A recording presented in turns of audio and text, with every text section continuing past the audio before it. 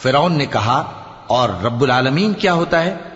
فرمایا آسمانوں اور زمین اور جو کچھ ان دونوں میں ہے سب کا مالک، بشرطے کہ تم لوگوں کو یقین ہو۔ فرعون نے اپنے ارد گرد کے لوگوں سے کہا کہ کیا تم سنتے نہیں؟ موسیٰ نے کہا کہ تمہارا اور تمہارے اگلے باپ دادوں کا بھی مالک۔ فرعون نے کہا کہ یہ پیغمبر جو تمہاری طرف بھیجا گیا ہے باولا ہے۔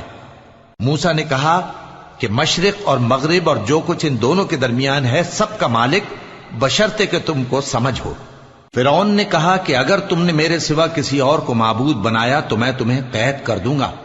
موسیٰ نے کہا خواہ میں آپ کے پاس روشن چیز لاؤں یعنی معجزہ؟ فرعون نے کہا اگر سچے ہو تو اسے لاؤ، دکھاؤ۔ پس انہوں نے اپنی لاٹھی ڈال دی تو وہ اسی وقت صاف اژدہا بن گئی، اور اپنا ہاتھ جو نکالا تو اسی دم دیکھنے والوں کے لیے سفید براق نظر آنے لگا۔ فرعون